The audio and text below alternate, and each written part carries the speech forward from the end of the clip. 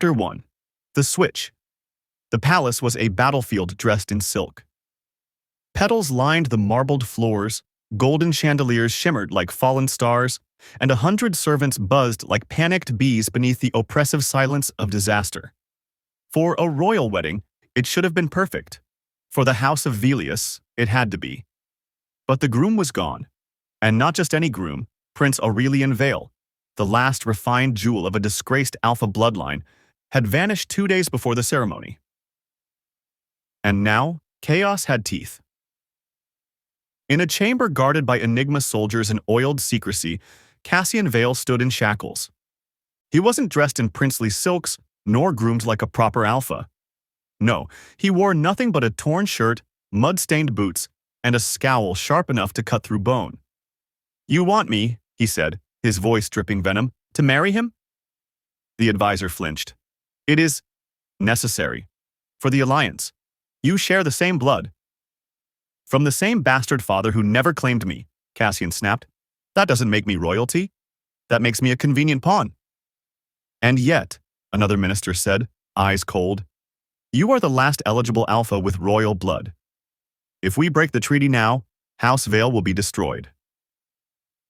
Cassian spat at his feet. Maybe it deserves to be. But he had no choice. They drugged him, dressed him, and stuffed him into velvet like a coffin. The wedding would happen, even if he had to be dragged to the altar. The ceremonial hall was a mosaic of power. Tall arches soared like ambitions. Enigma banners fluttered like warning signs. The crowd buzzed with whispers. "Is that not Aurelian? He looks rough. Who is he?" Cassian stalked down the aisle like a wolf in chains. He could smell the scent of his intended, sharp, cold, cinnamon, and crushed smoke. Thorn Velius, Enigma heir, unrivaled, unreachable, untouched, and worse, unbothered. Thorn stood at the altar like a king already bored of his crown. Silver buttons lined his high-collared jacket. His pale hair was slicked back with military precision, but his eyes, those obsidian voids, never left Cassian. He didn't blink. He didn't smirk. He only watched. And Cassian hated how his skin prickled beneath that gaze. "I thought you'd be prettier," Cassian muttered as they stood before the officiant. Thorn tilted his head. "And I thought you'd at least try to run before insulting me." "Give it time," Cassian muttered, eyes narrowing. "I plan to ruin this anyway." The vows began. Cassian interrupted, loudly. "I, Cassian Vale, absolutely do not take this emotionless mannequin as my bonded." Gasps, panic, but Thorn laughed, softly. "Let him speak," Thorn told the priest. "He has a sharp tongue, I like that." Cassian blinked. Was this man mocking him? So he escalated. He poured wine on Thorn's shoes, ripped the ceremonial sash mid-ritual, even tried to fake a fainting spell mid-oath. Thorn let him. No anger, no outrage, just a tilt of the lips, amusement, pure and unfiltered. The chaos only seemed to delight him. And by the time the bond mark was appearing, glowing faintly on Cassian's neck, he realized something horrifying. Thorn had expected this. Later, in the cold, golden silence of the wedding chamber, Cassian stood by the window, untying his cloak with trembling fingers. "You're not disappointed?" he asked, voice raw. "Your perfect wedding, ruined. Your perfect prince, gone. You got the broken one instead." Thorn approached from behind, slow and smooth like death in a silk robe. "I never wanted perfect," he said quietly. Cassian turned, jaw clenched. "Then what did you want?" Thorn smiled. "I wanted a storm, not a puppet." Chapter 2. Bite me, then bind me. The marriage chamber was too warm. Cassian paced like a caged beast, still in his ceremonial clothes, still seething. The thick silence grated on his nerves as much as the scent of the man who sat, perfectly poised, by the bed. Thorn Velius, Enigma heir, the very man he was now bonded to. Legally, politically, physically, disgustingly. Cassian glared at him. "You've got 5 seconds to unbind this farce before I throw you out the window." Thorn didn't even blink. "You think I wouldn't let you?" Cassian narrowed his eyes. Try me. A smile tugged at Thorn's lips. Oh, I intend to, but not by fighting. There was something in that smile.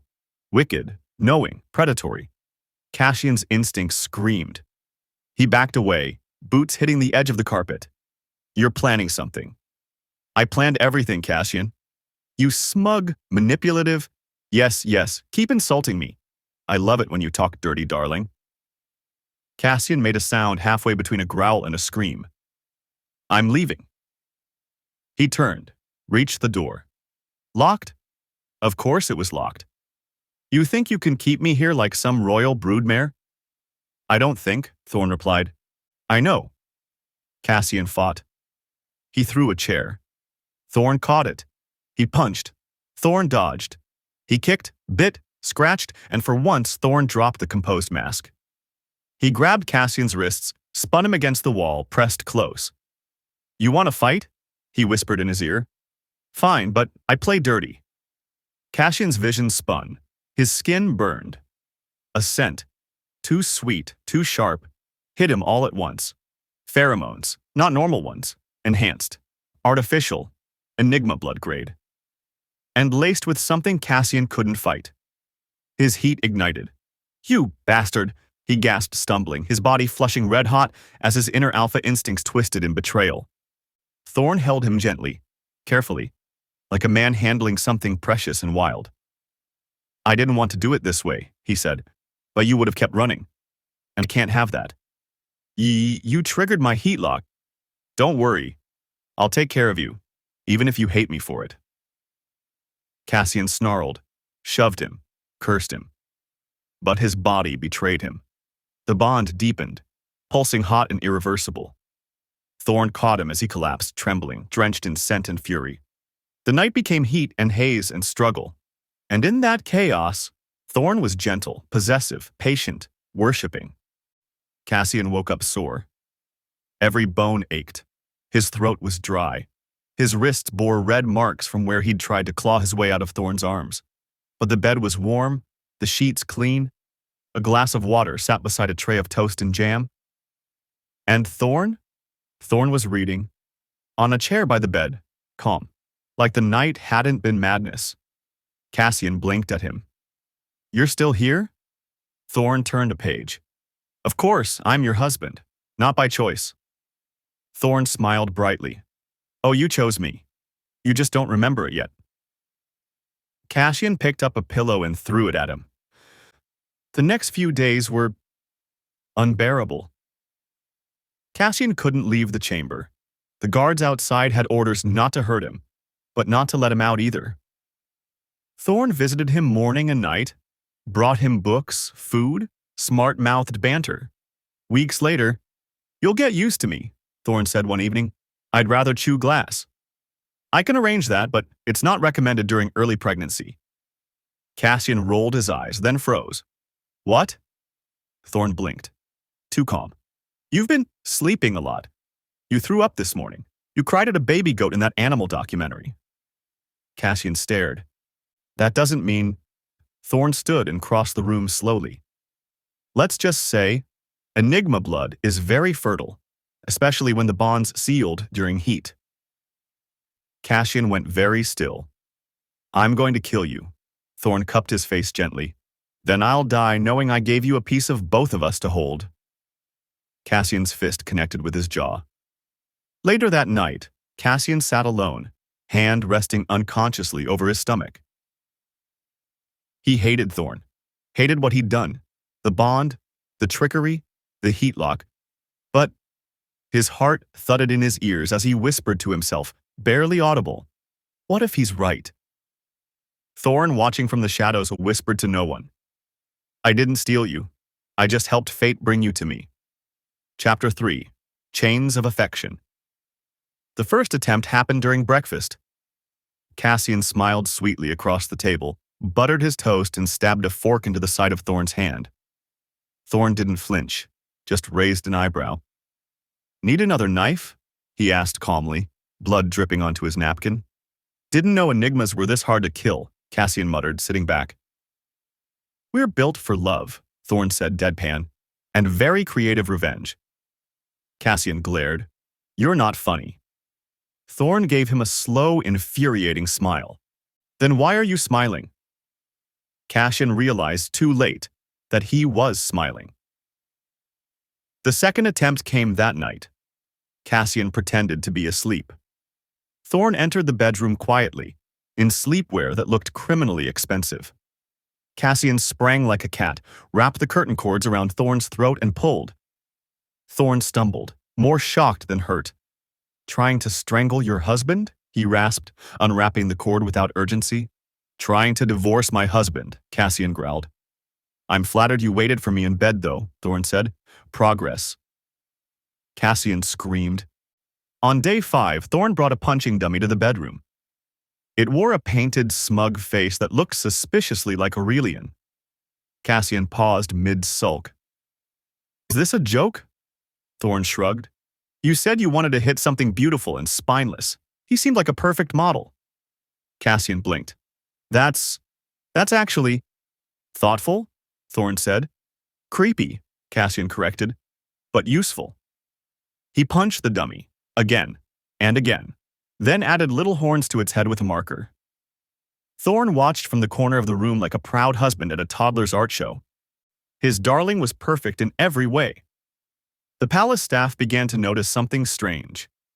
Cassian was still angry, still sarcastic, still impossible. But he wasn't trying to escape anymore. He sat by the fire with a book, one of his favorite books, imported from a tiny back alley shop in the capital. He found all his favorite foods waiting at lunch: spicy roasted meat, no onions, double cheese. He even found a wardrobe filled with black and red clothes, his preferred shades. And at night, the blanket smelled like rosemary and cinnamon, his comfort scents. Cassian accused the maids. They all denied it. Then he confronted Thorn. You bribing everyone to babysit me now? Thorn tilted his head. I don't trust others to spoil you properly. I'm not a damn cat. Thorn stepped closer, brushing Cassian's hair behind his ear. You hiss like one, but you've also started purring. Cassian kicked him in the shin. That night, Cassian dreamt of his childhood. Of being locked away, hidden from royal eyes, told to act like he didn't exist. And a strange memory surfaced, one he hadn't realized was real. A pair of eyes watching from across the courtyard. Always watching. Not with pity, but with want.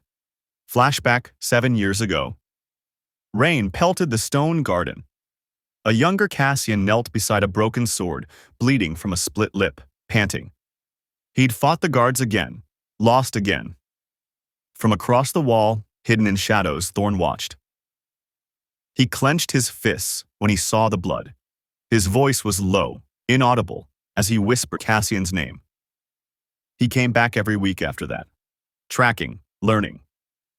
He noted every scar, the way Cassian flinched when people shouted, how he stood with his back to the wall, the way he devoured books and hated sweet tea. He fell in love not with a prince, but with a fire-breathing wounded alpha who refused to break. And he wanted him. Not tamed, not prettied. Real, raw, furious, Cassian. Back in the present, Cassian woke up gasping, heart thudding. The dream felt too real. He walked into the hall where Thorn was scribbling notes, surrounded by papers. How long have you been watching me? Cassian asked quietly. Thorn didn't look up. Since the first time you screamed at your father for calling you illegitimate. Cassian's breath caught. Thorn stood and approached slowly. You were always lightning, and I wanted to be the one who survived your storm. Silence. Why? Cassian whispered. Why me? Thorn reached out and touched his cheek, reverent. Because you were never meant to bow, and I wanted a mate who could kill me. And then maybe hold me afterward. Cassian stared at him for a long time, then turned and walked away. Only this time, he didn't slam the door. Chapter 4. The Betrayal. The garden was too quiet. Cassian sat under the shade of the royal magnolia tree, hand resting lightly on his swollen belly. Boots kicked off, scowling at a bluebird. I hate peace, he muttered. It makes me suspicious. He'd been calm lately. Too calm. No escape attempts, no sarcastic threats, not even a half-hearted stab at Thorne's wrist during breakfast. That alone was enough to concern the palace staff. And Thorne? Thorne had been extra careful. Too careful. He brought tea Cassian liked, massaged his ankles, read poetry in a dramatic, terrible voice just to make Cassian laugh. And Cassian did laugh. But something clawed at his gut worse than pregnancy cravings. Something felt off. That something arrived in the form of a dusty box delivered by a nervous-looking guard. It was from an old Vale estate. Family records, he said. Cassian didn't trust it. So naturally, he tore it open immediately. Inside, letters, receipts, transaction files. And one contract. Selling. Alpha Cassian Vale, bastard-born heir. Status, fertile, unbonded, unprotected. Destination, black market auction, Southern Port City. Buyer, confidential. Approved by Prince Aurelion Vale. The next thing that broke was a vase, then a chair, then the wall. Cassian burst into Thorne's private study like a hurricane, 5 months pregnant and dangerously silent. Cassian. You knew. Thorne froze. I did. The room went deathly still. Say it, Cassian hissed. Say every word. Thorne's mask cracked. His voice dropped, low, tired, cracked with something that sounded like guilt but smelled like obsession. Aurelian made the deal 2 weeks before the wedding. Said you were a burden, that no one would notice if you disappeared. I intercepted the contract the day before you were supposed to be shipped off like livestock. Cassian's blood went cold. What? I couldn't let them have you, Thorne whispered. I wouldn't. So I made it look like Aurelian fled and had you brought to me instead. It was the only way. Cassian shook his head. So the bond, the wedding, everything. You manipulated it all. Yes. You made me fall for me. Yes. You used my heat. To bind you, to save you, Thorne interrupted, stepping forward, eyes shining now. I didn't do it because I'm kind, Cassian. I did it because I'm obsessed. You were meant to belong to someone else's cage. I just built you a prettier one. Cassian stepped back, heart pounding. You are insane. Thorne dropped to his knees. And he broke. His hands trembled as he grabbed Cassian's wrist, not to restrain him but to anchor himself. I know, he choked out, voice cracking. I know what I did. And I'd do it again, Cassian, in a blink. Because if the world decided to tear you apart, I'd rather be the one who gets to put you back together. Tears streaked down his cheeks, and yet his words pulsed with the same sickening, beautiful possessiveness as always. Hate me all you want, Thorne whispered, pressing a kiss to Cassian's wrist. But live, stay. Let me worship you. Cassian stared down at him, something unsteady flickering in his eyes. You really would do it all again. I would rewrite the sky, Thorne whispered, just to keep you under it. Cassian didn't speak for a long time. Then, finally, lips curling into something that wasn't quite a smile, wasn't quite a threat, he said, Then help me ruin them. Thorne blinked. What? I want everyone who ever tried to sell me, hide me, betray me, to suffer. And you're going to make it happen. Thorne stood instantly, face alight like a man being handed holy war. I will burn their houses. I will poison their pets. I will bankrupt their great-grandchildren. Cassian blinked. I was expecting yes, love, not a war speech. Thorne tilted his head. You told me to destroy things. That is my love language. Cassian rolled his eyes. You're disgusting. You chose me. I did not. You're still here. I'm 5 months pregnant, not stupid. Where would I go? Exactly, Thorne smirked. Later that evening, Cassian returned to his chambers to find a new punching dummy, this time with Aurelian's entire family tree printed on it. He couldn't help it. He laughed. It was short and reluctant and completely unfair. He also didn't stop Thorne when he wrapped a warm shawl around his shoulders later that night. And when Thorne kissed the crown of his head before bed, Cassian didn't curse. He just whispered, very softly, I still hate you. Thorne whispered back, but you're mine. Cassian would never admit he'd fallen for him. But he had. Thorn had pulled him from a life of chains, only to wrap him in velvet ones made of obsession. And damn it all, he liked the way they felt. Chapter 5. You were meant to hate me. The cleansing. They called it a negotiation. Thorn called it an execution in designer clothing. One by one, every noble who ever whispered against Cassian Vale found themselves politely invited to a royal conference. They came with smiles. They left with bankruptcy, scandals, blacklisted bloodlines, and in one case, an allergic reaction from tea.